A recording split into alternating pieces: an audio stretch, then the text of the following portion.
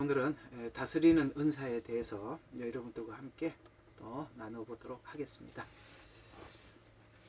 저번 시간에 여러분들에게 이 다스리는 사람들, 교회 목회자라고 이야기를 하기도 했습니다. 주요하게는 목사님이시겠죠. 또 교회에 오래 있다 보면 또 여러분들은 나름 또 중직을 맡게 되고, 또 우리 예레미야 눈물은 또 지역장도 있고 총무도 있고, 분명히 언젠가 여러분들은 하나님 앞에 어떤 일들을 맡아서 할 날이 올 겁니다. 열정으로 해야지요. 그러나 열정으로만 하는 것이 아니라 우리가 하나님의 일을 단순히 열정으로만 하는 게 아니라 하나님의 일을 하는 사람으로서 뭔가 이렇게 준비가 되어야 되겠죠.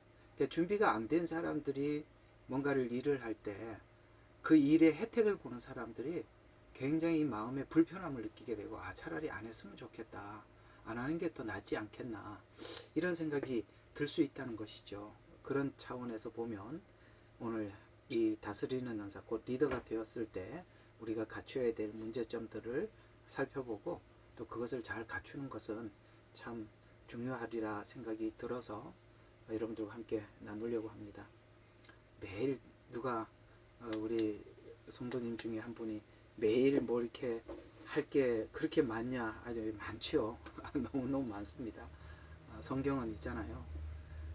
이게 못 봐서 못 보는 것이지, 성경을 보면은 하나님께서 우리가 궁금해하는 거 있잖아요. 뭐든지 다 나와 있어요. 다 나와 있는데 왜 이렇게 성경이 이렇게 보다가 이렇게 잘 모르는 게 많고 이렇게 안 보이느냐면, 딱 이유는 몇 가지가 딱 정해져 있습니다. 이 구원만 받으려고 성경을 보면 안 보이죠. 이런 오늘 다스리는 은사니, 긍휼의 은사니, 예언의 은사니, 이런 거 어떻게 알겠습니까? 모릅니다. 구원만 받으려고 하는데 그런 이야기가 지나가는 걸 눈으로 캐치를 못하게 되지 않겠어요? 또 하나는 자기가 보고 싶은 것만 보려고 할 때 성경은 안 보이죠. 여러 가지가 좀 성경이 안 보이는 부류가 있습니다만, 우리가 신앙생활을 하다 보면 크고 작게 하나님 앞에 이건 또 뭐지, 저거는 뭘까, 이런 궁금한 사안들이 많이 지나갈 겁니다. 그런 이야기들을 성경은 낱낱이 빠지지 않고 다 하고 있다는 사실입니다. 이제 그렇게 하다 보면 또 볼 게 많고 우리가 함께 서로 할 게 많으니까 언제 혹시 자원이 떨어지나 이런 걱정은 하지 마시고, 할 게 아주 너무 많습니다. 그러니까 걱정하지 마시고 열심히 참여하시면 되겠습니다. 자, 저번 주에 이제 세 가지 했고, 오늘은 네 번째로 이 리더 중에 하나님이 부르신 리더, 이렇게 목사님, 그 가장 크게는 목사님이라고 볼 수 있겠죠. 목회자로 부른다는 것은 하나님께서 교회 지도자로 세웠으니까 리더가 아니겠습니까? 근데 문제는 어떤 사람들이 이렇게 오작동을 하게 되느냐, 이렇게 도리어 안 하는 게 낫겠다라는 생각이 드는 이런 경우는 누구냐면은 하나님이 부르지 않는 사람들이 하나님의 일을 맡아 하는 겁니다. 이게 참 무서운 거거든요. 그러니까 이걸 보고 우리는 사명의식이다, 소명의식이다 하는데, 이전에 신학교는 그다지 그 문교부에서 깊게 터치를 하지 않았었어요. 이전에는. 왜냐하면 이거는 종교적인 문제이기 때문에 국가에서 그렇게까지 손을 안 댔습니다. 왜냐하면 교회는 교회 일을 스스로 알아서 해라. 왜? 그만큼 교회에 대해서 자율성을 부여했고, 또 교회가 하는 일들이 사회에 선한 일들을 많이 해왔기 때문에 교회가 하는 일들에 대해서 국가가 그다지 간섭하지 않았습니다. 그런데 어느 날부터 이 교회를 이렇게 파괴시키기 위해서 들어갔던 정책 중에 하나가, 제가 알기로는 김영삼 씨가 대통령을 할 때부터 이 한국교회 신학교가 특히 망가진 걸로 제가 알고 있습니다. 군대에 있는 군종병들은 일반적으로 옛날에는 대부분이 기독교인들만 군종병을 할 수 있었습니다. 근데 이제 김영삼이가 이제 대통령이 되면서, 그렇게 군종병이 기독교만 아니라 불교, 천주교에도 공평하게 해라, 그러는 바람에 기독교 군종병들이 많이 사라지게 되었고요. 또 교회를 지을 때도 주변에 항의가 들어오지 않도록 여기는 교회를 짓겠다고 교회 부지라고 이렇게 팻말을 써서 붙여놓게 하고 거기서 이의가 주변에 있는 사람들로 하여금 이의가 들어오지 않으면 교회를 짓게 그렇게 했었습니다. 그러다 보니까 교회 개체수가 많이 줄어들게 되었죠. 또 신학교를 원래는 신학교는 문공부에서 주관을 했습니다. 문공부에서 주관을 할 때는 그 교회면은 그 신학교는 그저 교단에서만 주관했거든요. 문공부에서 관리하면 그렇게 되게 돼요. 그러니까 거기 입학을 하는 사람이든지 그런 사람들은 교회에서 알아서 했지 뭐 국가에서 어떤 레벨을 이런 기준을 세워 주질 않았었어요. 그러다가 김영삼이가 대통령이 되면서부터 이걸 이제 교육부에다가 편입을 시키는 바람에 예를 들어서 수능 점수 뭐 이런 걸로 실력으로 이제 들어가게 돼요. 그러니까 실력은 그러니까 우리가 학력고사는 성적이 낮은데 소명이 있는 사람들, 사명이 있고 소명이 있는 사람들은 신학교를 못 가요. 왜냐하면은 점수가 안 나오니까. 그러면 점수가 나온 사람들만 학교를 가다 보니까 이 사람들은 소명이나 사명의식 상관없이 그냥 실력이 되면 가는 거거든요. 우리 요즘 법관들 중에 보면 양심이 안 돼 있는 사람들이 너무 많지 않습니까? 실력이 있어서 법관은 됐는데 양심은 없어요. 그러니까 교회 목회자들이 신학교에서 그런 사람들이 들어가기 시작한 거죠. 그러니까 진짜 순수하게 소명의식을 가진 사람들 가지를 못해요. 근데 이제 또 우리 또 국민들 정서는 어떠냐? 유명하고 좋은 신학교를 나와야만이 유능한 목사라고 생각을 하고 저기 유학까지 갔다 온 사람들을 담임 목사로 청빙을 하다 보니까 그 사람의 인품이나 소명 이런 거 상관없어요. 실력, 오직, 학력 이런 걸 가지고 신학교나 대형교회에서 담임으로 청빙을 하다 보니까 여러분 우리가 확인되지 않고 검증되지 않는 분들이 많이 리더로 세워지는 바람에 지금 현재 교회가 이렇게 무너진 겁니다. 원래 기독교는 어떤 수능 점수를 가지고 여러분 주님께서 수능 점수에 따라서 소명을 주시나요? 아니죠. 하나님께서 각자의 부르심에 따라서 하나님께서 소명을 주시는 것인데 그런 것들이 파괴되는 바람에 진짜 소명의식을 가진 사람들은 목회를 할 기회가 없게 되고 그저 학력이 있고 그 다음에 인맥이 통하는 그런 사람들만 이제 큰 교회나 신학교에 청빙을 받아서 간 바람에 여러분들이 지금 보고 있는 현재 교회가 이런 지금 상황을 우리가 맞이하게 된 것입니다. 이해가 가시죠? 그런 현실이라는 것을 일단은 좀 아시면 좋겠습니다. 왜냐하면 오늘 여기 리더, 담임 목사, 다스리는 은사를 가진 사람들에게는 무엇보다 가장 중요한 게 뭐냐면은 하나님이 나를 부르셨나라는 이 소명의식 이게 확인이 돼야 돼요. 그게 되지 않은 상태에서 리더로 세워놓으면은 뭐 경영적인 어떤 마인드로 실력은 좋아서 뭐 이제 뭐 교회도 크게 키우고 조직도 잘 짜고 그럴 수 있겠죠. 그걸 잘하는 거하고 성도들의 영혼을 돌보는 거하고는 전혀 다르지요. 어쩌면은 영혼을 잘 돌보는 사람은 이런 경영에 대해서는 굉장히 실력이 없을 수 있습니다. 그러나 우리는 자꾸 세상적인 실력이 곧 영성이다 이렇게 오해를 하는 바람에 우리는 크게 실수를 한 것 같습니다. 자, 그래서 오늘 이 하나님이 부르지 않는 사람이 하나님의 일을 맡게 되면 보통 이 다스리는 은사를 가진 사람이라고 하면 어떤 뭔가 이렇게 경영을 보면은 빨리빨리 머리가 휙휙 돌아가서 이거는 이렇게 처리하고 저건 저렇게 처리 이게 굉장히 빠르다는 겁니다. 그러니까 이런 사람들이 어떤 일에 대해서 책임을 맡기면 이게 그 책임에 대해서 이게 가서 이게 책임 있게 뭔가를 하는 게 아니라 자꾸 뒤에서 후방에 서서 이게 방관자로만 보고 있을 수 있습니다. 왜 그러냐면은 이렇게 경영을 하는 사람들은 우리가 있잖아요. 뭔가 이렇게 어디를 보면 어떤 게 눈에 팍 빨리 들어오고 남들이 계산은 못하지만 빨리 이렇게 딱 파악이 되는 사람들이 있어요.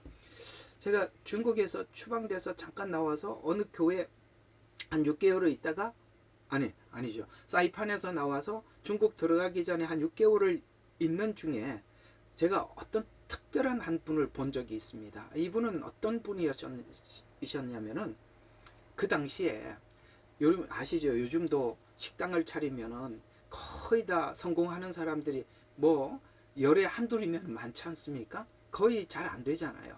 근데 그런 가운데서도 이분은 특별한 하나님께서 어떤 안목을 주신 것 같아요. 그래서 어떤 장사가 다 안 되는 식당의 골목을 보면 그분은 뭐가 탁 떠오르냐면은 이 골목에서는 어떤 식당을 하면 되겠다라는 이런 것들이 특별하게 다른 사람들이 못 보는 걸 잘 봐요. 그래서 거기다가 그 사람이 계획한 대로 예를 들어서 어떤 식당을 하나 차리면 거기 오는 손님 반 이상이 그 식당으로 가서 맛이 좋아서가 아니라 메뉴를 잘 정한다는 거예요. 그러니까 거기 사람들이 많이 모여요. 그리고 이건 이제 사람들이 워낙 많이 와서 잘 팔리니까 이걸 이제 팔아요. 이제 그걸 보고 뭐라 하지? 권리금.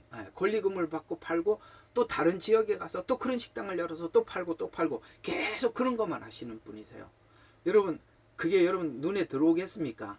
옷가게들이 다 있는데 다 망하고 있어요. 근데 그 이 옷가게 중에서 이 브랜드 이 옷을 갖다 놓으면은 잘 팔리겠다라고 볼 수 있는 이런 안목은 이 누구나 가질 수 있는 안목은 아니거든요. 이게 바로 경영을 할 줄 아는 어떤 하나님이 주신 특별한 안목을 가지고 있는 거예요. 그게 바로 이 경영적인 안목이라고 하는 겁니다. 똑같이 교회도 설교는 엉망진창이고 복음에 대해서도 이해는 없는데 뭔가 경영적인 마인드가 탁월해 가지고 교회를 세워놓고 사람들을 쫙 끌어모으고 대형 교회를 금방 이렇게 부흥시키는 분이 계세요. 제가 언제 한번 어떤 목사님한테 얘기를 한번 들었는데 자기 친구 목사님 이야기를 하시더라고요.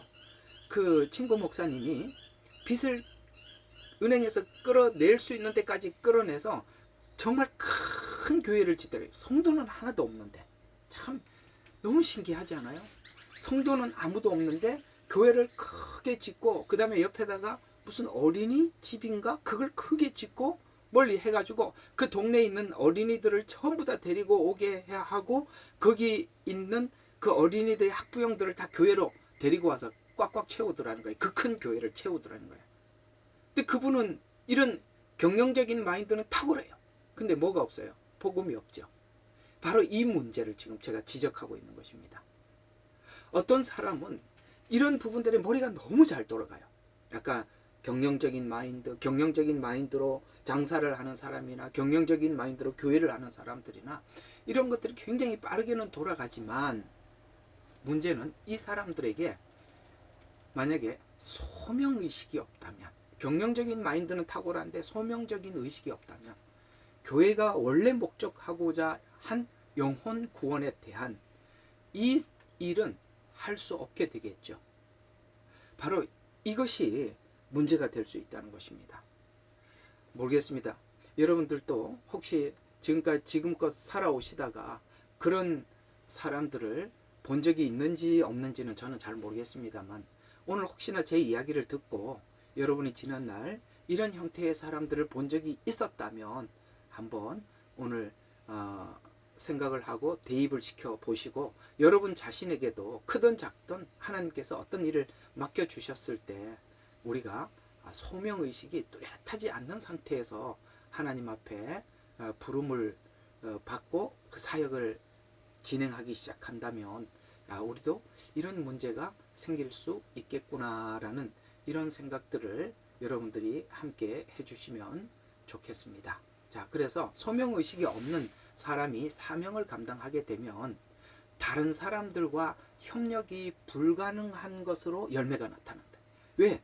그 사람은 경영적인 마인드를 가지고. 근데 그걸 함께 협력하려고 하는 사람들은 이곳에 교회라고 세워놨기 때문에 사람들이 와서 교회가 하는 일, 영혼 구원, 그 다음에 또 들어온 영혼들을 성숙해 하고 그들의 영혼들을 살찌우게 하고 이런 생각으로 교회에 헌신을 하려고 하지 않겠어요?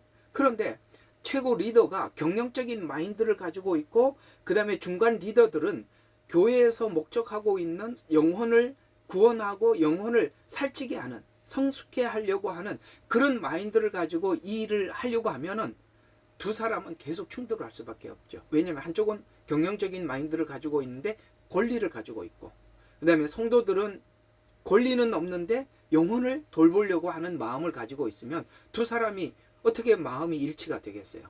끊임없이 충돌할 수밖에 없겠죠. 바로 이 문제가 걸리게 된다는 것입니다. 어떻습니까? 제 이야기 들으면서 혹시나 여러분들이 이런 일을 겪어본 적이 있으신가요? 아니면은 간접적으로라도 이런 부목사님들이나 혹은 여러분들이 주변에 있는 어떤 전도사님들이나 이런 어려웠던 일들을 호소한 이야기를 혹시 들어본 적이 있으신가요? 바로 소명의식이 없어서 서로 간에 충돌하고 있는 현상인 것입니다. 바로 이런 일이 생길 수 있다는 것입니다. 그래서 소명의식이 없는 사람이 사명을 감당하면은 바로 다른 사람들과, 다른 사람이라고 말하는 것은 하나님 앞에 부름을 받은 사람들과 협력이 불가능하다는 것입니다.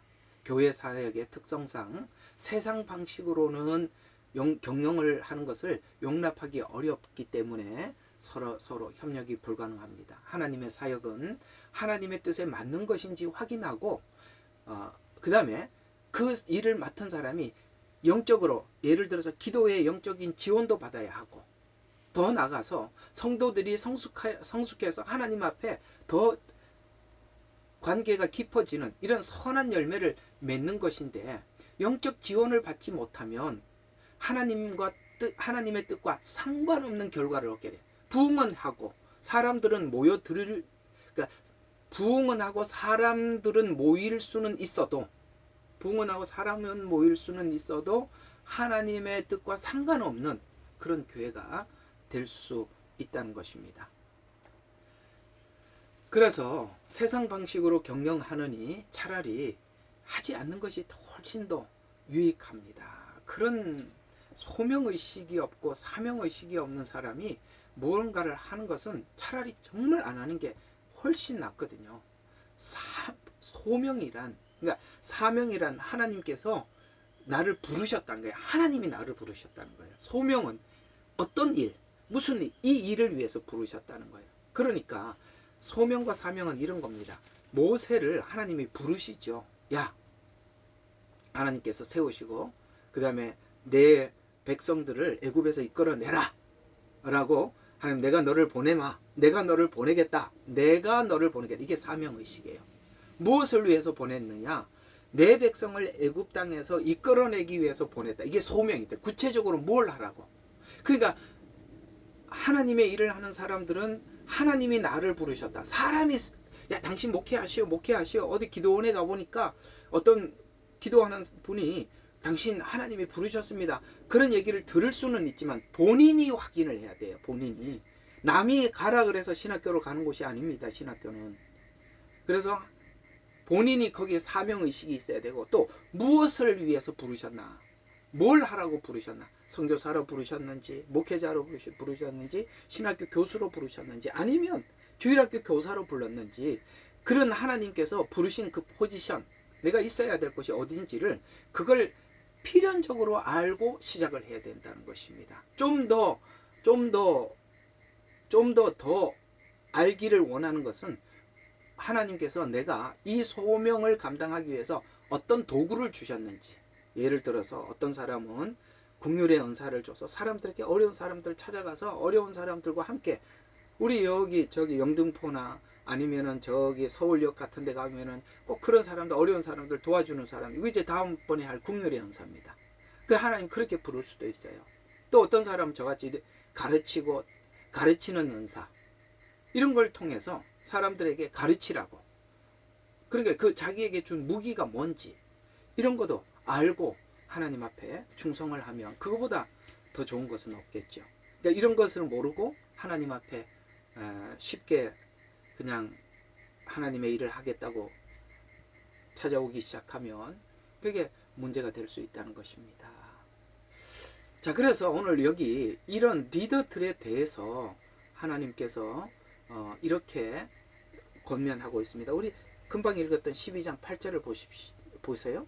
이렇게 이야기합니다. 지도하는 자는, 이제 다른 말로 이제 다스리는 자는, 또 다른 말로 리더는 근면함으로 근면하래요. 그러니까 부지런하라는 것입니다.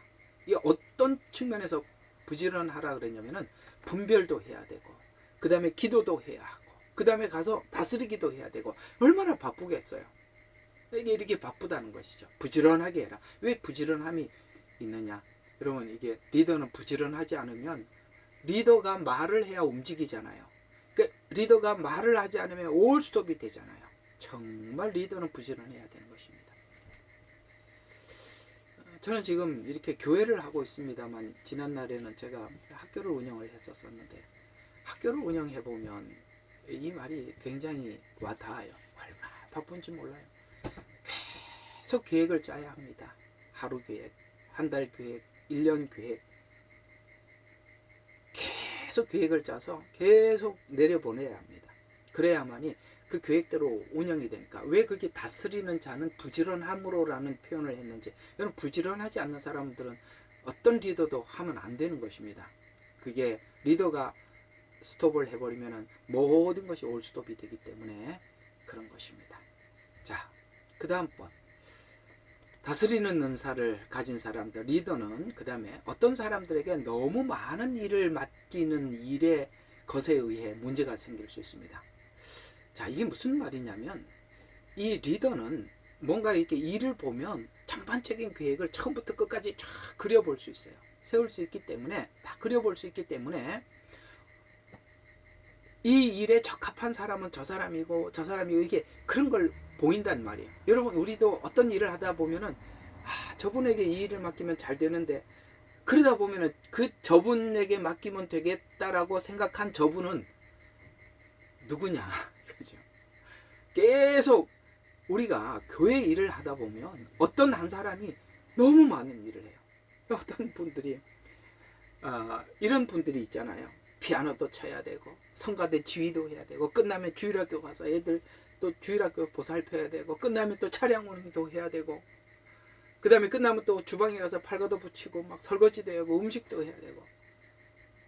근데 교회에서 무슨 일을 하려고 하다 보면 다른 사람들은 전부 다 일머리도 안 돌아가고 일도 볼 줄도 모르는데, 그 사람은 그게 다 보이는 거예요. 그러다 보면 그 사람에게 자꾸 일을 맡기게 돼요. 그러니까 어떤 한 사람에게 자꾸 일을 집중해서 맡기게 된다는 말이에요. 그래서 이 뭔 일을 맡기려고 하다 보면은 이 다스리는 사람들이 이렇게 보면은 누군가에게 그 사람에게 맡겨야 하자가 없으니까 충성된 어떤 사람에게 일을 맡기게 되게 되는데, 그러다 보면 그 사람에게 너무 이런 말을 맡기게 된다. 예를 들어서 우리 여기도 재정을 보고 있어요. 근데 가서 뭔 일을 좀 맡기려고 하니까 누가 이렇게 그 맡길 만한 사람이 있어요. 또 재정 보고 있는 사람에게 또 주방 일을 또 맡겨요. 또 주방 일을 맡기는 게 그게 아니에요. 또 뭐가 또 만만하니까 거기다 맡겨놓으면 또 완전하니까 또 다른 일을 맡겨. 이제 우리 속된 말로 참 죽어나는 거죠. 이 일도 해야지, 저 일도 해야지. 눈에 또 보이는 거는 많고. 그러니까 이럴 수 있다는 것입니다. 그렇다면 그 많은 일들을 맡게 될 때 이 사람이 충성된 자는 맞지만 이게 하나님 앞에 소명이나 사명이 아니라 짐으로 여길 수 있게 된다는 거예요. 참 이것도 조심해야 되는 부분이거든요. 우리가 어떤 일을 맡길 때 그 사람이 충성되다고 해서 맡기다 보면 자꾸 그 사람에게 맡기게 돼요. 그래서 누군가가 이 일을 좀 맡아주세요 하거나, 또 어떤 문제가, 또 일을 하는 사람들은 그렇습니다. 이게 일이 보이면 이게 보이잖아요. 엄마들은 다 보이고 애들은 하나도 안 보이듯이 교회 일을 하는 사람은 일이 다 보여요. 보이다 보니까 어떤 일, 이게 사람들이 이 일을 해결할 만한 사람은 없고 내가 해야지 하는 마음으로 무조건 뛰어들게 돼요. 그러면 이게 이제 어떤 문제가 생기느냐면, 이것이 진짜 하나님이 원한 일인지 아니면 내가 답답해서 그 성급하게 뛰어든 일인지, 이게 지금 하나님이 원해서 하는 건지, 내가 내 성격 때문에 이 일을 하는 것인지 확신하지 못하는 경우가 생긴다는 것입니다. 그래서 결과적으로 하나님이 기뻐하는 계획이 아닌 사람의 요청이나 즉흥적인 열심으로 일을 떠맡을 때 어려움과 갈등이 생길 수가 있다는 것입니다. 그래서 우리가 꼭 알아야 될 것이 뭐냐면은, 우리가 마음에 감정이 드는 감정이 욱하는 마음으로 말을 하거나 어떤 일을 하거나 하나님의 사역에 뛰어들 때 나중에는 문제가 된다는 걸 아셔야 돼요. 우리 신학교 온 신학생들, 제가 이렇게 신학생들을 이렇게 많이 관리를 하다 보니까 그런 친구들이 있어요. 어느 날 은혜를 받았어요. 너무 욱하는 마음으로 하나님 앞에 그냥 너무 감성적으로. 근데 내가 이렇게 보면 하나님 앞에 부르심이 뚜렷하지는 않아. 근데 하나님 앞에 부르심은 뚜렷하지 않는데 어느 날 감정이 욱해서 복받쳐서 신학교를 온 거예요. 그러면 제가 꼭 권면을 합니다. 야, 언젠가는 당신 자신과의 어떤 부딪힘이 올 거다. 최종적으로 정말 하나님 앞에 내가 소명을 받았는가, 사명을 받았는가 라는 엄청난 갈등의 시간이 올 날이 올 텐데, 그때도 여전히 이 마음으로 잘 넘어갈 수 있다라고 생각이 든다면 신학교를 계속 다니시되, 만약에 그렇지 않다면 다시 한번 기도해보고 생각해보시라. 그렇게 얘기해야 될 만한 사람들이 있더라고요. 이해가 가세요? 예. 왜냐하면 그것이 어느 순간 욱하는 마음이 소명은 아니거든요. 어느 순간 욱하는 마음이 사명도 아니에요. 그것은 하나님과 나 사이에 분명하고 뚜렷한 하나님 앞에 확인된 소명이 있어야 되는 것입니다. 우리가 어떤 말이나 일이나 사역을 갑자기 이렇게 마음이 감정적으로 욱하는 마음으로 시작했다가 그것이 어긋나게 되는 그런 일들이 얼마나 많이 있습니까?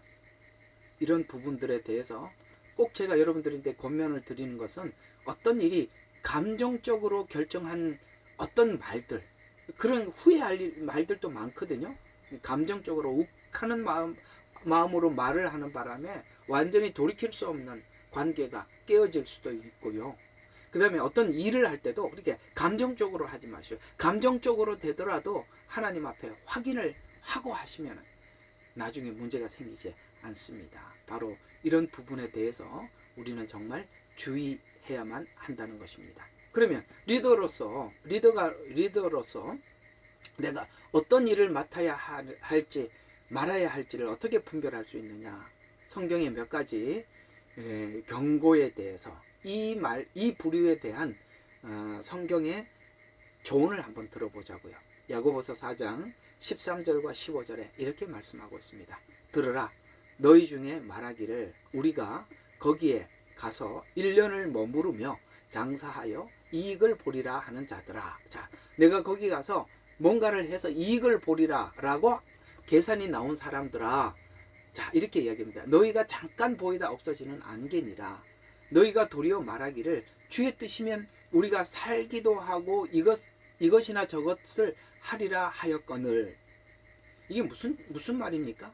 하나님의 뜻을 묻지 않고 행하면 그 계획이 헛될 수 있음에 대해서 경고하는데, 왜냐하면 우리가 이걸 잊어서는 안 되는 것입니다. 우리는 인간이 가지고 있는 한계를 인정하고 하나님의 도움 없이는 그 일을 완수할 수 없어요. 왜냐하면 우리는 잠깐 보이다가 없어지는 안개라는 걸 기억해라. 너희들의 유한함, 인간의 한계, 하나님이 부르지 않는 일을 하다 보면 중간에 하다가 말 수 있다는 것을 꼭 기억해라. 이렇게 우리에게 말씀하고 있는 것입니다. 그렇습니다. 인간은 큰 계획을 가지고 출발을 하지만 그것이 하나님이 허락하셔야만이 되지요. 그리고 하나님이 허락하시더라도 내가 해야 될 일이 전부가 아니라 내가 여기까지 하고 다음에 어떤 사람이 또 이어와서 또 다음이 또 어떤 사람을 통해서 내 일을 하도록 위임할 수도 있다는 걸 알아야 되는 것입니다. 그 일을 내가 다 하는 것이 아니라 다음에 또 다른 사람이 이어갈 수도 있다. 그걸 내가 다 해야 된다. 그런 일은 없다는 것이죠. 우리는 안개라는 거 잊지 마라. 또 사람 자체는, 계획 자체는 사람이 할 수 있지만은 최종적인 결정을 하시는 분은 하나님이시다. 잠언서 16장 9절에 이렇게 말씀하고 있습니다. 사람이 마음으로 자기 길을 계획할지라도 그 걸음을 인도하시는 이는 여호와시니라. 이렇게 분명히 말씀하고 있습니다. 그렇습니다. 우리가 아무리 계획하더라도 그 걸음은 하나님이 인도하시는 것이에요. 어디까지 인도하실지. 그 다음, 그래서 아브라함에게 하나님께서 뭐라고 계획을 말씀하셨어요? 너는 열국의 아비가 될 것이다 라고 말씀하셨는데, 하나님께서는 열국의 아비가 되기 위해서 아브라함이 하는 일은 이삭 하나 낳아주는 일이 끝이었어요. 무슨 열국의 아비입니까? 자식 하나밖에 없는데. 열국의 아비는 그 후손들이 하는 것입니다.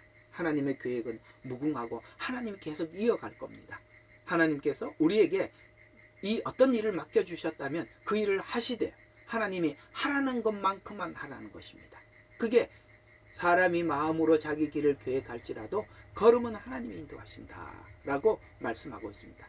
리더의 은사를 가진 사람은 기획 능력은 뛰어나고 탁월하지만 그것이 곧 하나님의 확실한 뜻이 아니라는 점도 기억해야 되는 거예요. 그건 하나님께서 하나님께서 계획한 뜻 전부는 아니라는 것을 받아들이라. 또 일을 시작하기 전에 충분한 계산, 이 계산이라는 말은 야 이거 충분히 계산을 하고 할만하면 하라는 얘기가 아니라, 여러분 이 말은 무슨 뜻이냐면은 누가복음 14장 28절과 31절 여러분 알고 있는 성경 구절인데, 이거 한번 이렇게 보시면은 이 말이 굉장히 새로운 이야기라는 걸 알 수 있습니다. 네가 분명히 끝까지 계산이 안 되면 뭐든지 하지 말라는 얘기가 아니라 어떤 이야기인지 한번 봅시다. 누가복음 14장 28절부터 31절에 보면은 너희 중에 누가 망대를 세우고자 할진대, 이게 어떤 비유냐면은 그 당시에 예루살렘 성에 이렇게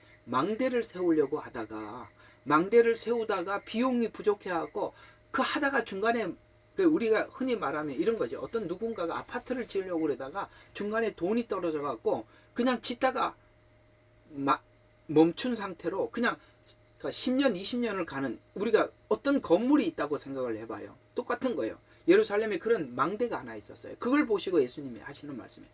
너희 중에 누가 망대를 세우고자 할진대 먼저 앉아 그 비용을 계산하며 그렇지 아니하면 능히 완성하지 못하며, 또 어떤 임금이 타국 임금과 싸우러 나갈 때, 그렇죠, 전쟁을 하러 나갈 때 먼저 앉아서 당할 수 있을까 헤아리지 않겠느냐? 이게 무슨 말이죠? 성급히 책임을 맡아놓고 나중에 감당을 못해서 누구에게 손해를 끼치지 않도록 미리 충분히 준비하라고 나가라는 이런 의미인데, 어떤 원래 의미냐면은 이 질문을 너가 너 자신에게 해보라는 거예요. 그러니까 이 질문을 너가 너 자신에게 해보라는 거예요. 자, 여러분들이 하나님께서 여러분에게 예를 들어서 얘야 너 저기 아프리카 가서 선교사가 되어라, 하나님 그런 마음을 주셨어요. 계속 기도하는데 하나님 그런 마음을 주세요.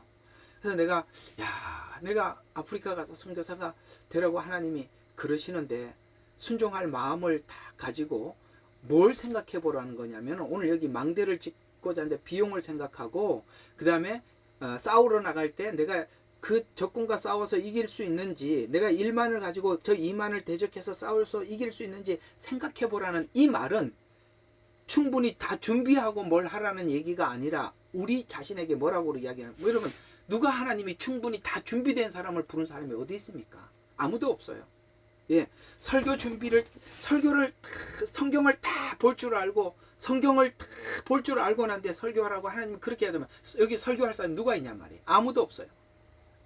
저 아프리카 가서 그 사람들하고 들어가자마자 그 사람들하고 조금도 이렇게 이질 없이 살아갈 수 있고 그들과 마음껏 소통할 수 있는 언어를 준비해서 가서 선교하는 사람이 어디 있냐고요. 가서 적응하고 가서 언어 배우고 그렇게 하듯이, 그 얘기가 아니라 네가 네 자신에게 물어봐라.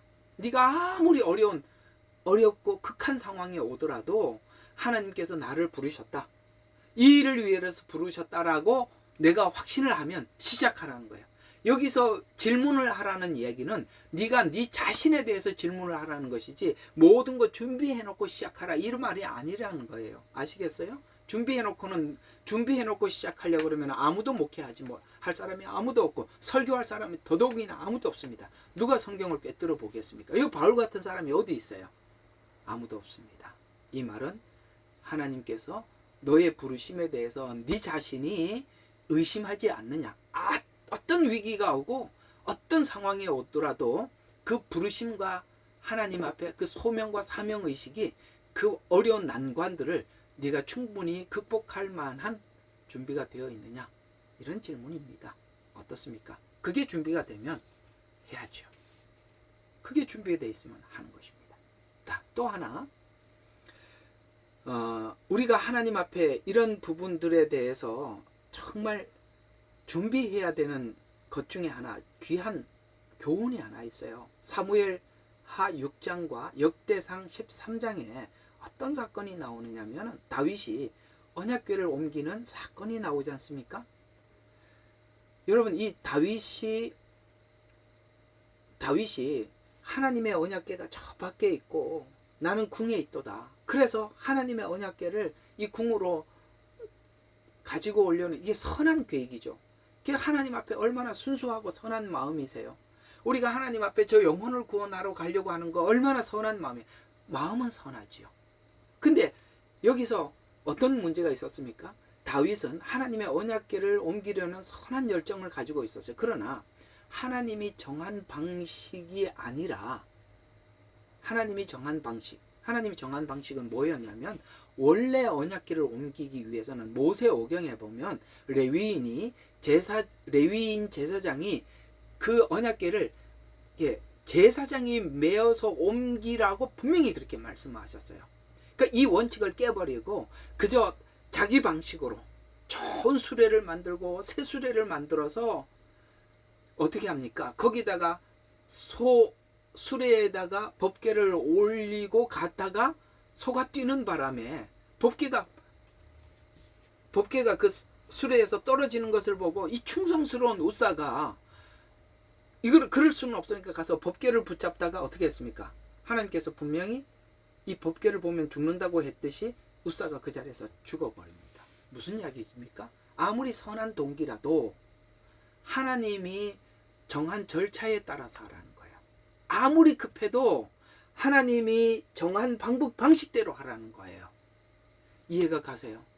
아무리 부흥이 급해도, 아무리 뭐가 급해도 하나님이 정한 방식대로, 아무리 성도들이 빨리 안 자라나도 성숙하지 못해도 빨리 자라라고 독촉하지 말라는 거예요. 그러면 거짓으로 자란다고요. 하나님이 정한 방식대로. 때로는 사람들이 미끄러질 날이 있는 거고, 그 다음에 어느 날 회복하는 날이 있을 것이고, 그런 일들을 반복하는 것을 힘들어도 볼 수 있어야 되는 거예요. 스스로 잘할 수 있도록 계속 기다려줘야 돼. 빨리 내가 이렇게 설교하고 이렇게 하는데도 왜 안 자라 그러고 질책하기 시작하면 사람들이 잘한 척 거짓으로 위장을 하기 때문에 그것이 부작용을 낳는다는 것입니다. 오늘 이 다윗이 열정도 있었고 동기도 순수하고 선했지만 방법이 잘못되어서 충성스러운 사람 하나 죽이죠. 우사가 죽게 되는 겁니다. 저는 이 부분을 사람들에게 이렇게 설명을 해줘요. 담임 목사가 잘못된 목회를 보여주면 부목사를 죽이는 겁니다. 부목사가 나중에 그걸 보고 저러면 안 되는데 하다가 나중에는 부목사가 그런 상황이 오면 옛날에 담임 목사가 했던 방법을 그대로 동원을 해서, 요즘 그렇게 바른 담임 목사 아래 바른 부목사가 나타나는 거예요. 이해가 가시죠? 바로 그런, 이게 다윗이 했던 큰 실수 중에 하나였죠. 또 리더로서 책임감과 방관 사이에 균형을 가져야 된다라는 것입니다. 책임감과 방관 사이에서 균형이란, 다스리는 은사를 가진 사람은 체계적이고 책임감이 강하기 때문에 잘못된 것을 방치하지 않으려는 성향을 가지고 있어요.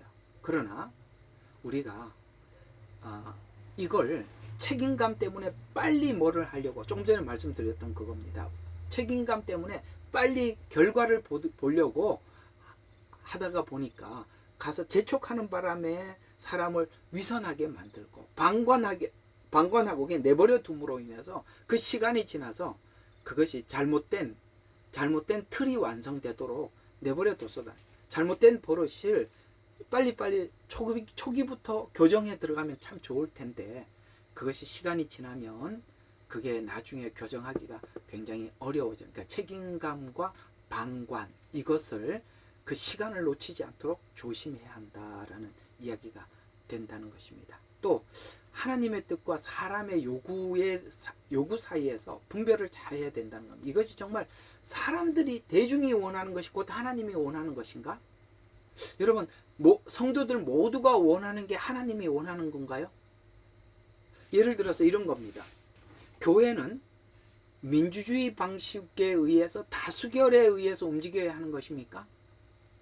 아니면 모두가 원치 않더라도 하나님의 뜻이면 해야 되는 겁니까? 여러분, 여기 이 말을 듣고 아마 여러분들이 이렇게 대답을 하면 아멘입니다. 목사님, 그걸 질문이라고 하세요? 그게 어떻게 교회가 다수결에 의해서 움직이는 겁니까? 다수결의 의사가 다 하나님의 의사입니까? 그렇게 생각하면 고맙습니다. 그렇습니다. 교회는 성도 모두가 원하는 것이 곧 하나님이 원하는 것은 아닙니다.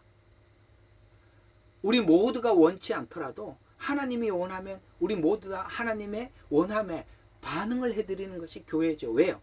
교회 주인은 주님이시니까요. 그래서 오늘 이게 하나님의 뜻이냐 사람의 뜻이냐에 대한 이 관계에 대해서 분명한 분별을 가져야만이 리더는 된다는 것입니다. 사실 사람들은 편한 걸 요구하죠. 자기들이 쉬운 걸 요구하죠.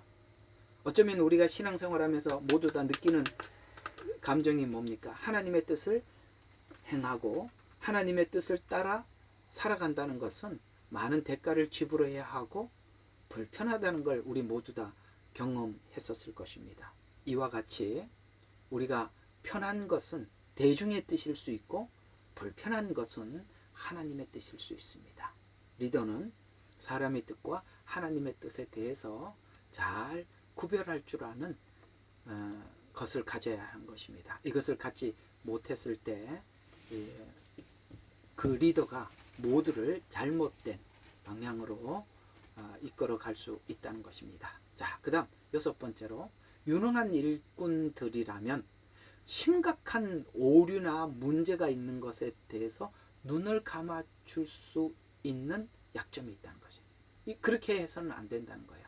나하고 친하고 무슨 일을 맡겨도 충성되이 잘하는데 일은 잘하는데 다른 말로 인격이 못됐어요. 인격이 문제가 많아. 하자가 많아. 일은 잘해. 여러분, 세상은 그런 사람이 필요할 수 있어요. 뭐 그 사람 도덕성이야. 그 사람 문제고 일만 잘하면 되지. 그건 경영적 마인드지요. 세상 경영은 그래요. 유능해. 일은 잘해. 그런데 인격적으로 하자가 있어. 상관없죠. 그저 자기 회사에 유익을 주면 되니까. 여러분, 이 지능적인 도둑놈들이 얼마나 나쁜 놈들입니까? 그 사람이 예를 들어서 판사가 되고 그 사람이 어떤 아주 중요한 리더가 되고 그렇게 돼 있다고 한번 생각을 해보십시오. 참 세상이 이게 참 문제 중에 하나인데요. 그 사람의 인격을 가늠할 길이 없어요. 우리가 면접 짧은 시간에 그 사람의 인격을 어떻게 다 찾아낼 수 있겠습니까? 그 사람의 순간적인 재치는 찾아낼 수는 있어도 그 사람이 인격적으로 완성이 돼 있느냐 안 돼 있느냐 이건 우리가 알 길이 없잖아요. 근데 우리가 이제 어떤 일을 하다 보면 유능한 사람들 중에 심각한 결함이 있는데도 그걸 눈 감아줘야만이 눈 감아줄 수밖에 없는 그런 상황이 올 수도 있다는 것이죠. 그래서 리더하는 자들은 목적한 계획이 완성되도록 하기 위해서는 모든 사람의 노력을 조화롭게 하는 것인데 계획한 일을 완성하기 위해서 어떤 유용한 사람에게는 성격적인 결함을 눈 감아주게 됩니다. 즉 목적에 치우쳐 목적에만 문제가 없다면 눈을 감아주려고 하는 경향이 있습니다. 그러면 교회는 원래는 우리가 교인들 500명을 채운다. 그 다음에 그 7년이 지나고 난 뒤에는 700명을 채우고 그 다음에 10년이 지나면 1000명을 채운다. 이런 목적을 가지고 있는데 누군가가 그걸 잘 채워주고 있어요. 여러분, 교회가 사람들의 숫자를 많이 채우면 부흥입니까? 영혼 구원을 그만큼 한 겁니까? 교회만 오면 다 구원 받는 겁니까? 그건 아니지 않습니까? 교회는 사람들이 하나님과 인격적으로 만날 수 있도록 도와줘야 되는 곳이에요. 사실은 교회 데리고 오는 것보다 그 사람이 주님과의 깊은 만남을 갖게 하도록 인도하는 일이 훨씬 더 작업이 복잡하고 깊고 긴 시간이 걸려요. 그게 참 중요한데, 그저 내가 원하는 어떤 숫자, 사람의 숫자가 늘어나고 재정이 늘어나고 이런데 이렇게 그 목적에만 꽂히게 되면 우리 인격적인 이런 부분들이 전부 다 하자가 생긴다는 것입니다.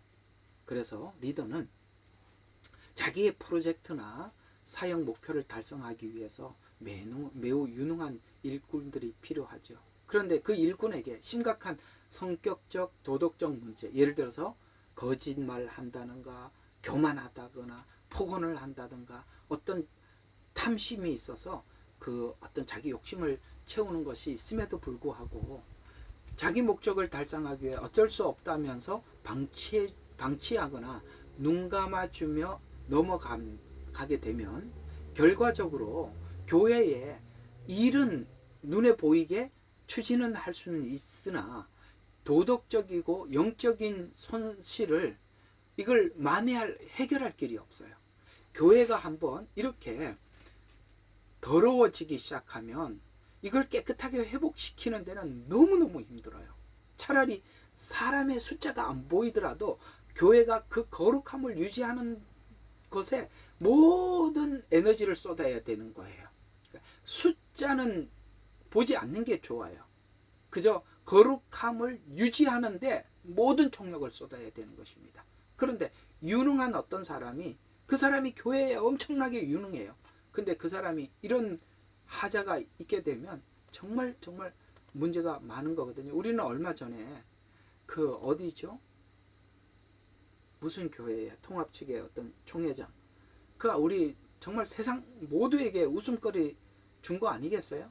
그 교회에 있는 권사님하고 이렇게 불륜을 하고 그걸 어떻게 또 카메라에 찍어가지고 유튜브에 다 나오고 세상에 그 어느 총회장쯤이나 된 사람이 그게 할 짓이냐 이 말이에요. 아마 그는 유능해서 총회장으로 세웠을 겁니다. 실력이 있어서. 여러분 보세요. 인격적으로 이렇게 하자가 있지 않습니까? 사람은요 참 무서운 게 뭐냐면 높은 위치에 올라가면 높은 위치에 사람들에게 칭찬을 받고 사람들에게 이렇게 칭찬을 받고 높은 위치에 올라가면 사람이 금방 교만해져요. 그걸 사람들이 관리하고 견뎌낼 사람이 정말 많지 않습니다. 하나님 앞에 특별하게 정말 죽음을 넘나드는 훈련을 겪고 삶과 죽음이 의미가 없어진 사람만이 교만을 해결할 수 있어요. 하나님, 저는 뭐 살아도 그만, 죽어도 그만, 있어도 그만, 없어도 그만, 저 그런 게 아무 문제가 없습니다. 여러분, 우리가 하나님 앞에 그런 과정을 넘어온 사람들이 얼마나 귀한지 아십니까? 그게 정말 귀한 거고 엄청난 훈련을 넘어온 겁니다. 그러니까 우리는 그런 훈련을 넘어오지 않았던 사람들의 그런 문제점들을 우리가 얼마 전에 그렇게 본 거예요. 우리가 그 세상에 드러난 그 사람이지만 여러분, 총회장이 된다는 것은 탁월한 리더십을 가지고 있기 때문에 된 겁니다. 그 목사님들 다 탁월한 리더십을 가지고 있는데 그 중에 총회장으로 섰다는 것은요 엄청난 사람이에요. 근데 인격적으로 얼마나 문제가 있고 하자가 있습니까? 바로 이런 문제에 대해서 성경은 이렇게 지적을 하고 있어요. 마태복음 7장 17절과 20절 그 사이에 이런 말씀이 있어요. 좋은 나무가 나쁜 열매를 맺을 수 없답니다. 분명히 말하고 있어요. 좋은 나무가 나쁜 열매를 맺. 인격을 봐라. 좋은 나무지. 그래서 나쁜 나무가 좋은 열매를 맺을 수 없다라고 이야기하는 겁니다. 그렇습니다. 일을 맡기는 게 중요하고 유능하고 무능함이 중요한 게 아니라 그 본성이 인격적으로 성숙하냐 성숙하지 않느냐 이게 훨씬 더 중요하지 않은 겁니다. 그래서 이 조직의 성과가 좋아 보이더라도 외적인 열매가 좋더라도 그 사람의 내면적인 열매가 나쁘다면 장기적으로 문제가 생길 수 있다. 이게 이제 고린도전서 5장 1절과 6절에 있는 그 그 문제를 지적한 겁니다. 고린도전서 5장 1절과 6절에 보면 고린도 교회에 심각한 문제들이 있어요. 예를 들어서 근친상간에 문제가 있었어요. 근친상간이라는 말은 그 당시에 계모인 어머니를, 계모라도 어머니잖아요. 그런 근친상간을 묵인하고 있었어요. 이 고린도 교회가. 바울은 이런 죄를 방치하면 결국 교회에 큰 악영향을 준다고 강하게 권면을 하고 비판을 했었어요. 그런 것처럼 개인의 죄나 문제를 교회가 눈감아 주는 것이 결코 사랑도 아니고 공동체 유익도 아니라는 사실입니다. 제대로 다루지 않으면 앞으로 더 큰 문제가 생긴다. 그래서 바울이 이 문제를 강하게 지적을 하고 한 것입니다. 이런 비슷한 이야기가 구약에도 있죠. 바로 여호수아서 7장의 아간의 범죄 이야기입니다. 아간이 전리품 중에 일부를 몰래 숨겨서 죄를 지었을 때 온 이스라엘 백성들이 전쟁에 패하고 고통을 겪었습니다. 이건 뭘 이야기하느냐? 공동체 한 사람의 잘못이라 할지라도 제대로 다루지 않고 넘어가면 결국 공동체 전체에 큰 해악을 준다는 것입니다. 그래서 교회 내에서 심각한 죄를 고의적으로 지속하는 경우 공개적으로 책망을 해야 될 일이 있다면 책망을 하라고 이야기합니다. 왜냐하면 죄가 더 이상 번지지 않도록, 사람들이 이 죄를 가지고 가지 않도록, 이것이 분명히 죄라는 것을 인식시켜 주라는 거예요. 이상하게 사람들이 거룩해지는 데는 굉장히 오래 걸려도 죄가 묻어서 쫙 교회의 누룩처럼 퍼지는 데는 순식간이에요. 그렇기 때문에 이런 문제들을 엄격하게 다루라. 디모데전서 5장 20절에 보면 범죄한 자들을 모든 사람의 앞에서 꾸짖어 나머지 사람들을 두려워하게 해라. 이게 어떤 사건이냐? 바로 사도행전의 아나니아와 삽비라 사건이에요. 여러분, 아나니아와 삽비라는 그 앞에 있는 많은 사람들이 은혜를 받아서 자발적으로 어려운 사람들을 도우라고 자기 땅도 팔고 집도 팔아서 사도들 발 앞에다 두었어요. 그랬다가 어떤 사람이 생겨요. 나도 사람들의 그렇게 해서 사도들에게 칭찬을 받아야지, 사람들에게 시선을 받아봐야지 하고 아나니아 삽비라가 그렇게 했는데, 놀랍게도 아나니아 삽비라뿐만 아니라 제2, 제3, 제4의 아나니아 삽비라가 준비되고 있더라는 거예요. 그래서 하나님께서 아나니아 삽비라의 목숨을 그 자리에서 모든 사람들이 보는 앞에서 거두어 드림으로 아간을 하나님께서 그 죄를 그 자리에서 공개적으로 처리함으로써 더 이상 이 죄가 확장되지 않도록, 하나님은 그만큼 교회는 확장되는 게 하나님의 목적이 아니라 거룩을 유지하는 게 하나님의 목적이라는 것을 리더는 알아야 된다는 것입니다. 이해가 가십니까? 그렇게 중요한 것입니다. 교회가 거룩해지는 것. 그래서 왜 그렇게 자꾸 이런 부분들을 용납하게 되느냐? 결과에만 치우치는 위험성 때문에 그렇습니다. 자꾸 이렇게 교회가 부흥이라는 목적만 가지고 가게 되면 이런 위험에 노출되게 될 수 있다는 것입니다. 또 시정과 책망에 대한 책임입니다. 우리가 공동체 안에서 심각한 죄나 결함이 발견되고 나면 부드럽고 사랑의 마음으로 권면하지만 필요하면 그 부드러운 마음을 훨씬 넘어서서 엄중하게도 책망하라라고 말씀하고 있습니다. 그렇습니다. 어느 때는 부드럽게 권면해야 될 날도 있지만 엄중하게 책망해야 될 시간도 있어야 하기 때문에 그렇습니다. 또 단호함과 사랑, 이 두 가지의 균형을 잘 가지라는 것입니다. 어느 때는 단호하게 이야기를 해야 되지만 어느 때는 기다려줘야 되는 거예요. 어쩌면 우리가 기다리는 시간이 길고 단호하게 말을 해야 되는 시간이 올 수도 있는 것입니다. 왜? 심각하게 어떤 반복적인 죄를 저지르고 어떤 다른 목적을 가지고 있는 사람들에 대해서는 분명하게 그가 잘못된 목적을 가지고 있다고 사람들에게 공개적으로 표현을 해줘야 되는 거예요. 우리 교회에도 살다 보면 그런 분들이 오실 때가 있어요. 우리 예레미야 눈물도 그랬고 저희 교회도 꼭 다른 목적을 가지고 끝까지 그래요. 그럴 때는 모든 사람들이 보는 앞에서 당신의 그런 목적과 생각과 행동은 잘못됐노라고 지적을 할 수 있어야 되는 것입니다.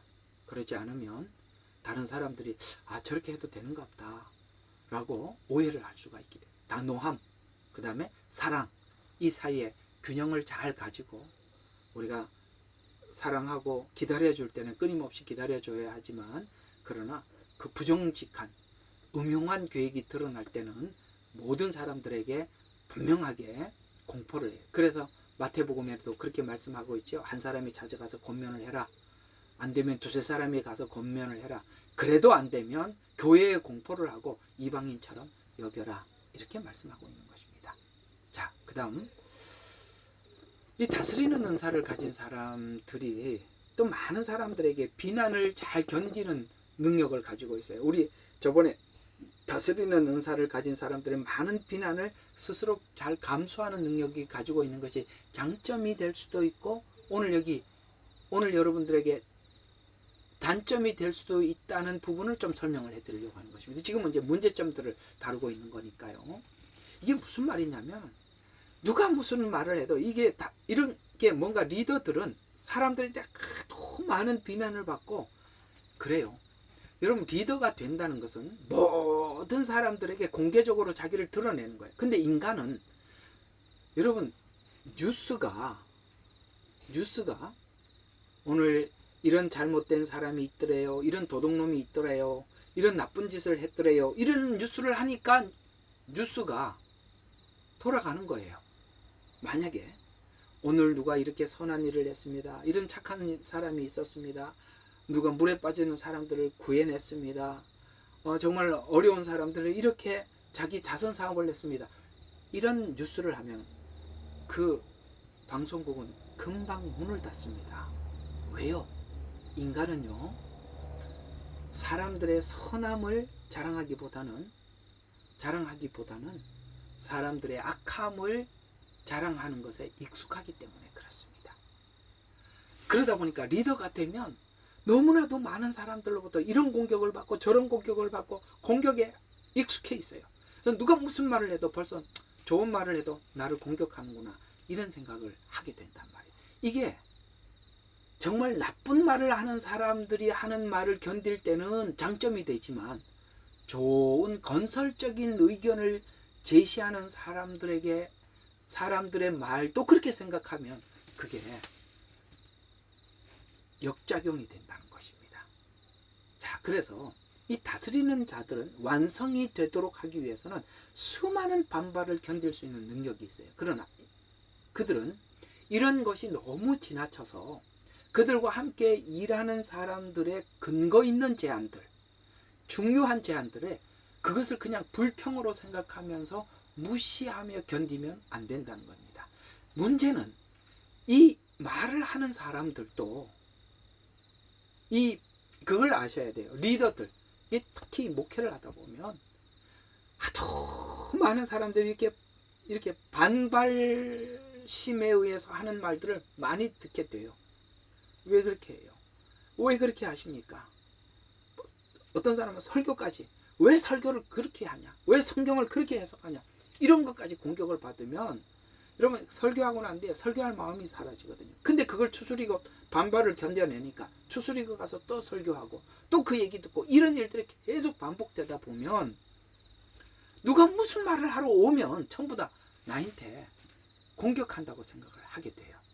근데 그걸 아시고 여러분들이 권면을 하시고 그런 어떤 좀 건설적인 이야기를 할 때는 이게 말을 하는 기술이거든요. 상대방이 이런 상처가 있다는 걸 알고 정말 그걸 감안을 해서 말을 해야 되는데, 그냥 자기는 이게 좋은 건설적인 거니까 그런 걸 거르지 않고 말을 해요.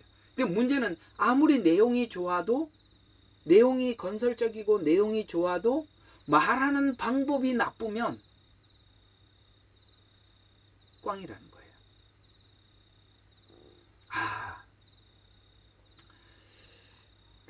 제가 겪었던 어떤 체험 중에 하나인데, 그러니까 평상시에 그냥 좀 이렇게 좀 불만이 있어요. 우리 저희 이제 지금 다 나가신 분들입니다. 안 계시니까 하는 이야기인데. 그러니까 어느 날 제게 찾아와서 이렇게 말씀하시는 거예요. 목사님, 언제 시간이 되세요? 그래서 무슨 요일 날 시간이 된다니까 저희들이 한번 식사 한번 대접하겠습니다. 그래서 이제 저는 속으로 그런 생각이, 이 사람 생전에 그런 말 안 하다가 이거 웬일로 식사를 대접하시나. 그때 마침 또 사모님 또 한국 가 계셔서 몇 분이 오셔서 같이 오신다기에 그래 알겠습니다 하고 밥을 먹는데 내가 취하는 줄 알았습니다. 세상에 밥을 먹으면서 목사님 이거는 왜 그런데요, 저거는 왜 그런데요, 제가 참다 지금 이게 밥 먹자는 거예요. 내가 그냥 그거 먹고 체하는 줄 알았습니다. 누가 이렇게 밥 먹자 그러면 이제 겁이 나요. 이 또 밥 먹자 그래놓고 또 앉아서 또 그 얘기, 아니 밥을 먹으라면 밥이나 먹고 그냥 헤어지면 얼마나 좋아. 에? 밥 한 그릇 사주고 그게 뭐 하는 거예요? 그러지 말라는 거예요. 그게 말하는 방법이, 물론 그들이 하는 말 속에 건설적인 게 많이 있어요. 제가 들어야 될 이야기가 많아요. 많지만 방법이 잘못됐다는 거예요. 여러분, 우리가 어떤 제안을 하더라도, 큰 제안이라도 그걸 작게 만들어서 그냥 그 상대방이 인지할 정도만 작게 던져주는 것도, 듣는 사람은요 큰 제안으로 받아들일 능력이 있어요. 다스리는 은사는 이분이 작은 말을 해도 그 말을 얼마나 어렵게, 얼마나 이렇게 잘 정돈해서 한마디 해주는, 이제 단어 하나를 던져줘도 알아듣는단 말이에요. 그런 걸 너무 몰라. 지혜롭게 제안하는 방법을 모른다는 거예요. 왜? 그걸 아셔야 돼요. 리더들은 상처가 많습니다. 그런 걸 알고 한다면 서로가 얼마나 좋겠어요. 그리고 리더들도 그런 이야기를 들을 필요가 있잖아요. 다 잘하는 게 아니잖아요. 근데 그 들을 필요가 있는데, 이런 상처와 잘못된 방법으로 제안하는 것 때문에 아무런 시너지가, 효과가 나타나지 않는 거예요. 좁혀지지 않는 거예요. 그걸 좁힐 수 있는 서로 간의 지혜가 필요하다. 참 이런 거 배우는 것도 유익하지요. 참 귀하지 않습니까? 이런 잔잔한 것에 실력이 없으니까 해도 전부 다 해봐야 전부 다 서로 오해만 남는 거예요. 그래서 우리가 이런 것부터 잔잔하게 실력을 쌓아가자라는 겁니다. 자, 아까 이제 말씀드린 거 좀 더 여러분들에게 말씀을 드리면, 교회나 조직을 이끌어 나가는데 오늘 이 느헤미야를 중심으로 다스리는 은사를 우리가 배우고 있어요. 그래서 이 리더인 느헤미야가 그런 것 같이, 그는 참 반발과 비판을 잘 견디면서 앞으로 나갑니다. 그런데 이러한 끈기와 결단력이 지나쳐서 정당한 의견이나 근거 있는 제안을 모두 반발로 치부해서 무시해 버릴 수도 있다는 것. 이것이 리더가 가져야 될, 또 조심해야 될 부분이라는 것입니다. 이는 공동체 안에 있는 건설적인 피드백이나 새로운 아이디어를 막아버릴 수 있고, 결국 리더십의 독단과 소통이 단절되는 것으로 이어질 수도 있어요. 그러니까 이런 것이 상처가 많은 분들은 누구 이야기도 안 들으려고 그래요. 혹시나 여러분 주변에도 그런 사람이 있다면, 그래서 그렇구나 하고 배워두시고, 여러분들도 다른 사람에게 상처가 많으면 이럴 수도 있다는 것도 기억해 두셔야 돼요. 조심하셔야 되는 거예요. 그럼 우리가 수준 있는 사람이 되려면 어떻게 해야 되느냐? 제안도 수준 있게 하라는 거예요. 리더는요, 모든 일들을 다 관찰하고 있기 때문에 누군가가 잠깐만 언급을 하고 이렇게 살짝만 얘기해 줘도요, 바로 알아차려요. 근데 굳이 자기 속 시원하게 하려고 하고 싶은 얘기 딱 다 꺼내놓고 하거든요. 싸움밖에 안 되는 거예요. 이 부부도 마찬가지예요. 남편이 가정의 리더 맞잖아요. 그러니까 아내가 어떤 돕는 배필로 무슨 제안을 할 때, 당신이 왜 그랬어? 이렇게 들어오면요, 아무리 좋은 제안도 아무 소용이 없는 거예요. 그걸 지혜롭게 할 줄 알아야 되는 거예요. 알아들으셨죠? 이것이 가정에도 필요하고 교회도 필요하고 여러분 주변에 있는 모든 사람들에게, 그래서 그렇게 찾아오는 사람들은 그렇게 와서 제안을 하는 사람은요, 그걸 굉장히 고맙게 생각을 해요. 왜냐하면 내 마음에 상처가 되지 않게 하려고 이렇게 많이 숙고하고 한마디 하는구나. 거기에 많은 의미를 부여하고 생각을 하게 됩니다. 리더는 다 알아차려요. 무슨 말을 해도 이 사람이 왜 그렇게 하는지. 해보세요. 오래 해보면 다 압니다. 재미있죠? 오래 해보면 다 알아요. 여러분들이 글자 하나 올려도 속에 뭘 가지고 하는지 압니다. 왜? 평생 그걸 했는데 왜 모르겠어요. 자, 그래서 성경은 리더가 타인의 목소리를 어떻게 듣고 반응해야 하는지를 이렇게 가르쳐 주고 있어요. 또 성경의 우리 조언을 한번 살펴볼까요? 잠언서 12장 15절입니다. 미련한 자는 자기 행위를 바른 줄로 여기나.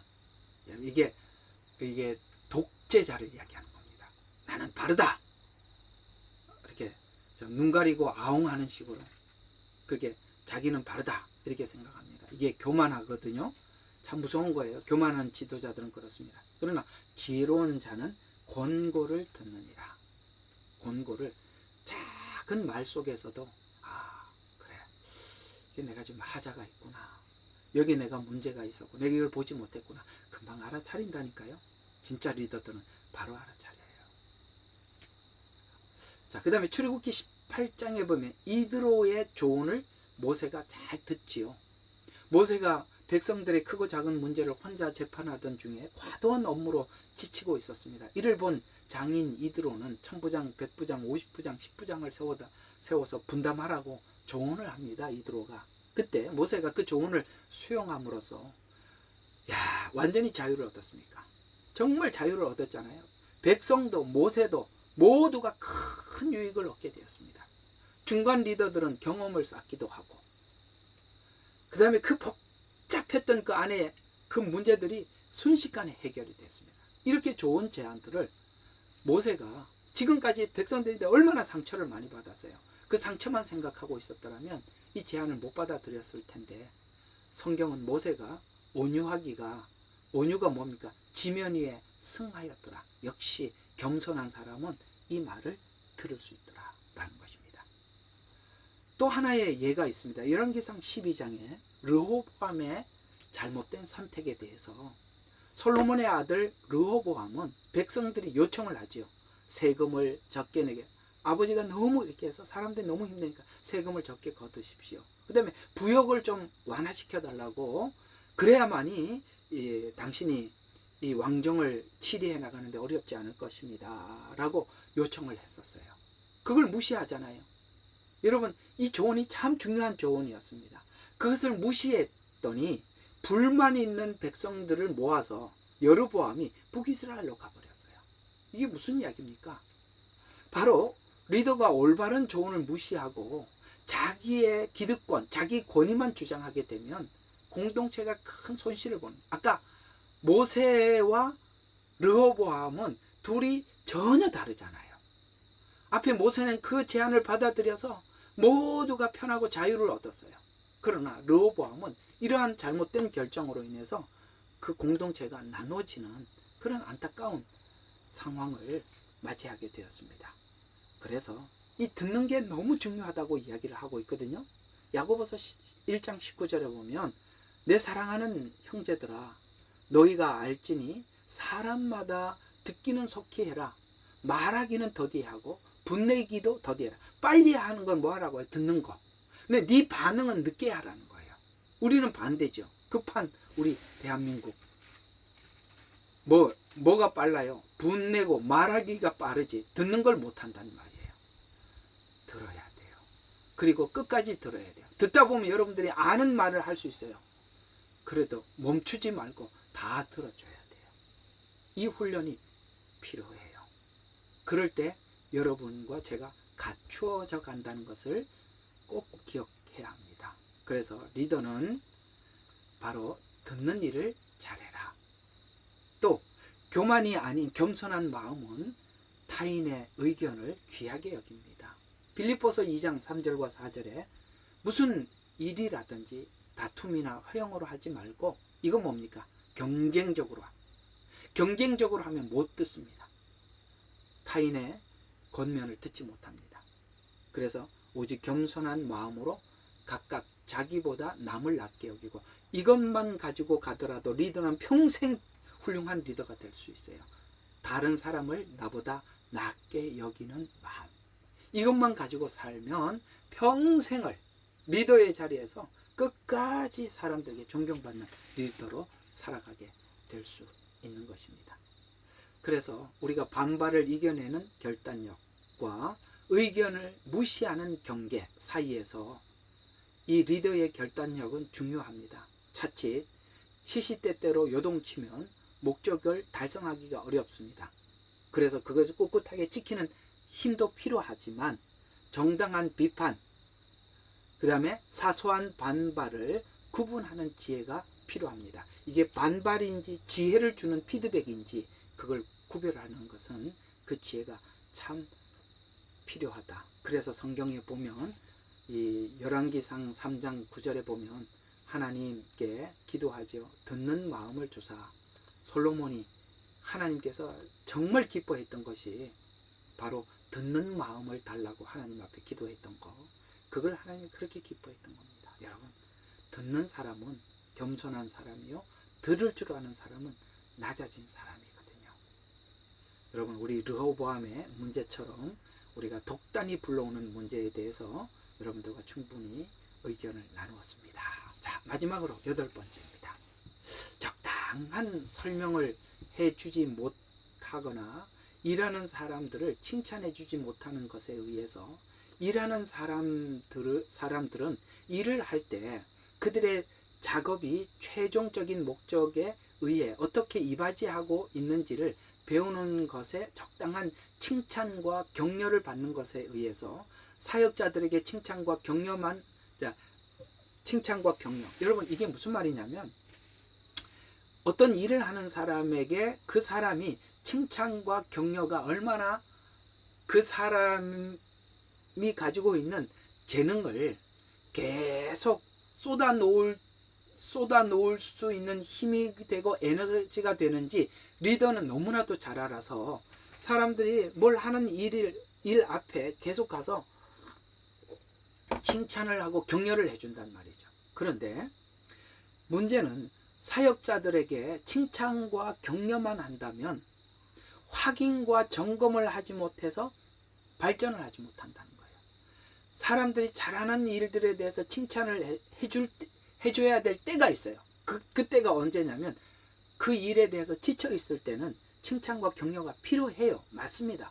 그러나 문제는 칭찬과 격려를만 계속 하다 보면 어떤 일들에 대해서 다시 점검을 해야 하고 확인을 해야 하고 보완을 해야 되는 일들을 하지 못하게 된다는 것입니다.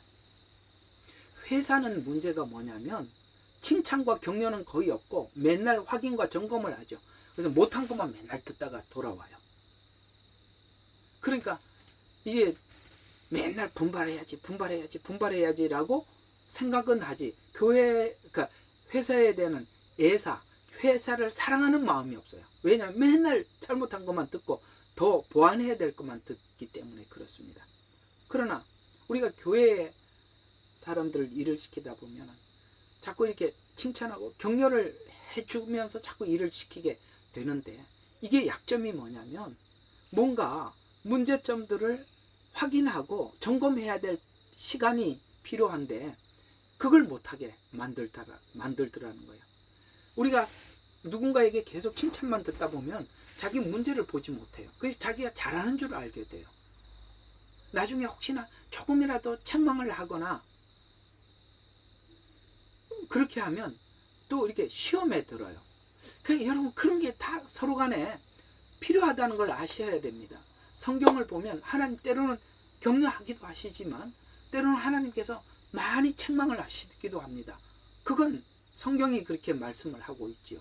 그렇습니다. 우리가 성경이 책망과 칭찬만 있는 게 아니라 칭찬과 격려만 있는 것이 아니라 대부분이 책망이 많다는 것도 알으셔야 되는 것입니다. 그런 것처럼 우리가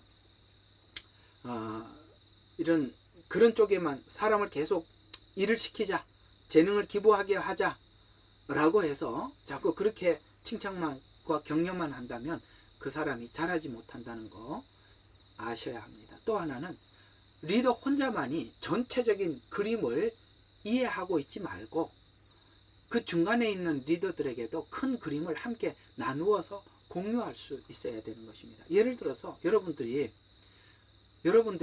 예레미야 눈물 방은 어떤 방이에요? 라고 묻는다면 저하고 김 집사님만 알아서는 안 된다는 거예요.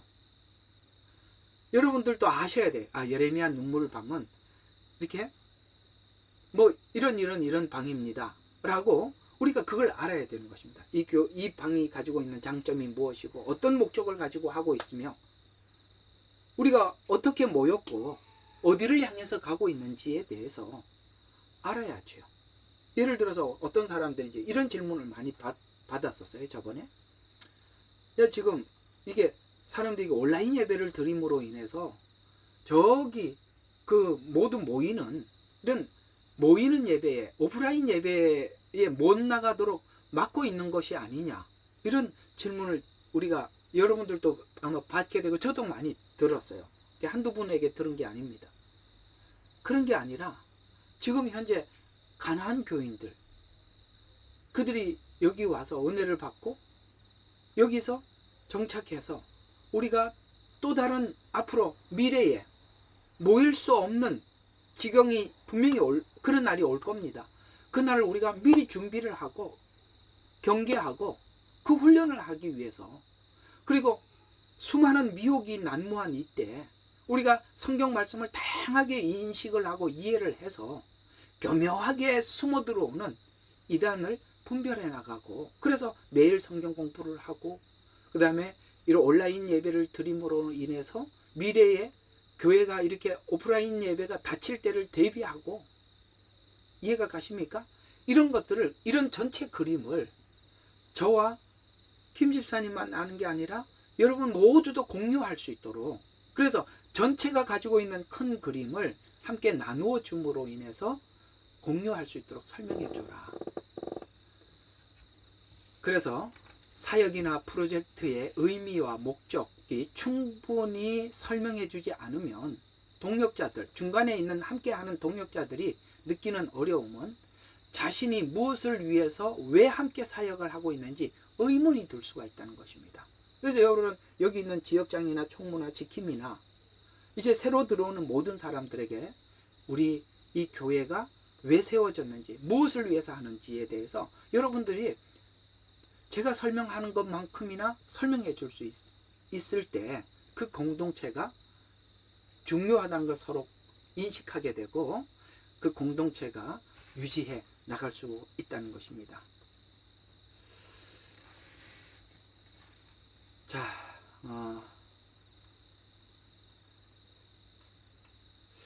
이제 뭐 특별히 더 해야 될 게 있나 하고 보면, 이거 하나 더 보죠. 한 두 개 말씀을 하나 여기에 빗대어서 우리가 함께 나누어야 될 말씀은 데살로니가전서 5장 11절에 이렇게 말씀하고 있습니다. 교회 안에 성도들은 서로 격려와 건설적인 권면을 통해서 우리가 나누어지고 세워진다. 자, 데살로니가전서 5장 11절에 그러므로 피차 권면하고, 자, 피차 권면하라요. 그러니까 리더만 그렇게 하는 게 아니라 서로가 권면하고 또 서로 세워주기를 너희가 하는 것 같이 하라, 이렇게 말씀하고 있습니다. 수직적인 리더십뿐만 아니라 서로 간에, 그러니까 회사는 그렇죠. 수직적인 리더십이죠. 회장이 사장을, 사장이 그 다음에 거기 있는 부장이 뭐 이렇게 하여튼 이렇게 쭉 수직적으로 체계가 그렇게 했죠. 왜냐하면 빨리 그 어떤 명령이 저 밑에까지 빨리 도달을 해야 하고, 그리고 빨리 움직여야 되니까 그렇게 수직적이죠. 그러나 교회는 우리가 수평적이 되어서 서로 세워주기를 다하고, 그 다음에 리더십뿐만 아니라 모두가 함께 공유하도록 그렇게 만들어져 있어야 한다. 빌립보서 1장 3절과 5절에 보면 이 빌립보 교회들에게 감사를 바울이 표현을 하면서 동력에 대해서 구체적으로 칭찬을 하는데 이렇게 말합니다. 내가 너희를 생각할 때마다, 그러니까 빌립보 교인들을 생각할 때마다 하나님께 감사하며 쭉쭉쭉 지나가서 너희가 첫날부터 이제까지 복음 안에서 교제함을 인함이라. 놀랍지요. 이 빌립보 교회가 바울이 이제 마지막 사역을 할 그 시간까지 바울과 함께 늘 공유했다는 거예요. 여러분, 우리가 다 그렇게 좀 같이 살고 주님 오시는 그날까지 그렇게 살았으면 참 좋겠어요. 이 빌립보 교회, 내가 아무개 누구를 이름을 이렇게 떠올릴 때마다 참 하나님 앞에 감사한다. 이렇게 만나게 된 거 너무 감사. 바울도 빌립보 교인들 생각할 때마다 감사하고, 빌립보 교인들도 바울을 생각. 여러분들, 저도 여러분을 생각할 때마다 참 감사하다. 내가 저분 만나서 이렇게 고맙구나. 너무 귀한 분 만났구나. 이런 생각도 들어야 되고, 여러분들도 저를 만나서 참 감사하다. 고맙다. 이런 생각이 들었어요. 그럴 때 복음 안에서, 이게 교제는요, 필연적으로요, 복음 밖에서 교회는 교제가 안 돼요. 이상하죠. 저는 이 교회가 가지고 있는 이상한 점이 하나가 뭐냐면, 교회를 함께, 그 같은 교회에서 같이 신앙생활을 할 때는 마치 진짜 하나 된 것 같이 서로가 그렇게 느껴져요. 저분도 교회에 대해서 진짜 진심 어린 마음을 가지고 있고, 정말 내 교인이구나, 내 가족이구나, 이렇게 챙기게 돼요. 그런 생각을 가지고 이렇게 같이 하다가 나갈 때는 진짜 모진 말 한마디 하고 원수처럼 말을 하고 가서 두 번 다시 연락을 하지 않아요. 나는 그게 정말 이해가 안 가요. 왜 교회가 그렇게 해야 되죠? 있을 때는 가족같이 서로가 대하고 있다가 돌아서면 이렇게 남남일 수가 없어요. 부목사가 다음에 담임 목사를 찾아가는 그런 관계가 돼야죠. 돌아서고 나면 두 번 다시 보기 싫은 사람이 되거나, 그 교회에 빠져나오고 나면 두 번 다시 발길하고 이름도 거명하고 싶지 않는, 원수같이 생각하고 있는, 이건 참 희한한 문화인 것 같아요. 왜 그런지, 그 뭔가가 복음 안에서 단단히 잘못된 겁니다. 오늘 이 빌립보 교인과 바울 사이에 끊임없이 끈끈한 이 관계를 가지고 있는 것은, 복음 안에서 교제를 하면 그런 일이 없어요. 여러분, 우리가 옛날에 만났던, 우리 같이 신앙생활했던 성도들이 지금도 함께 있어야 되는 거예요. 예를 들어서 자기가 목회를 하고 지나왔던 그 흔적 있는 이런 교인들, 그들이 지금도 그 목사님 참 감사해요. 지금도 언제든지 함께 만나고, 참 그게 되어야 하는 거예요. 참 감사하죠. 저희 교회도 이렇게 워킹홀리 오면 여기 1년 워킹홀리 비자를 연장을 하면 2년 있게 돼요. 이렇게 같이 신앙생활을 했던 우리 그 청년들 한국 가면 다시 찾아와서 인사하고 가요. 그러니까 우리가 교회가 그래야 되지 않겠어요? 복음 밖에서 하면, 돌아서면 남남이 되지만, 복음 안에서 교제를 하면 영원히 하나가 된답니다. 자, 오늘 이야기들을 한번 정리하고 이제 다스리는 은사, 이거 하면서 여러분들도 언젠가 이렇게 다스리는 사람이 될 수도 있고, 또 여러분들도 언젠가는 여러분들이 많은 교회 리더들을 봐왔으리라 생각을 합니다. 또 여러분들도 언젠가는 리더가 되겠죠. 우리가 전체를 그림을 쭉 그려보면, 이제 오늘 이 조언들이 여러분들에게 큰 좀 뭐가 되었으면 좋겠습니까? 어떤 신앙의 에너지가 되어서 좀 더 품이 있는 그런 하나님의 사람으로 다가서는 날이 있기를 바랍니다. 하면서 아마 내가 봤던 리더 중에 이런 하자가 있구나 라는 생각도 들었을 테고, 내가 리더가 되면 이런 부분을 조심해야 되겠구나. 교회의 리더가 되든, 아니면 직장에서 어떤 리더가 되든, 아니면 가정의 리더가 되든, 어떤 일을 하든지 오늘 이 말씀을 여러분들이 좀 잘 보충을 하신다면 어디를 가도 참 훌륭한 리더십을 보여줄 수 있게 되고, 또 빛이 되고 소금이 되는 그런 삶을 살아갈 수 있으리라 생각이 듭니다. 여기까지 하고 다음 주에는 긍휼의 은사입니다. 긍휼의 은사는 여러분들이 제가 볼 때 여러분들은 다 그런 마음이 있어요. 참 예수님의 긍휼이 가지고 있어서 누가 이렇게 어려운 사람 보면 눈물을 흘리고 안타까워하고 그게 또 진심인 분들이 참 많아요. 누가 긍휼의 은사를 긍휼한 마음을 가지고 있는지 또 이 긍휼의 은사를 가진 사람들이 뭘 조심해야 하는지 다음 시간에 여러분들과 함께 나누도록 하고 다스리는 은사 이 4시간 했습니다. 마치겠습니다. 기도하겠습니다. 하나님 오늘 또 이 저녁에 리더 곧 다스리는 은사가 가진 사람들이 조심하고 주의해야 될 몇 가지를 함께 나누어 보았습니다. 아버지 하나님 이 내용들을 그저 듣고 지나가게만 하지 마시고 하나님 정말 삶에 잘 적용을 시켜서 좀 더 품이 있는 성숙한 우리 성도님들이 다 되도록 하나님 그 발걸음과 그 마음 또한 주관하여 주시옵소서. 또 감사드렸고 예수님 이름으로 기도드렸습니다. 아멘. 나가면서 이게 좋아요 좀 올려주시면 많은 사람들에게 이렇게 공유가 됩니다. 꼭 좀 눌러주세요. 감사합니다.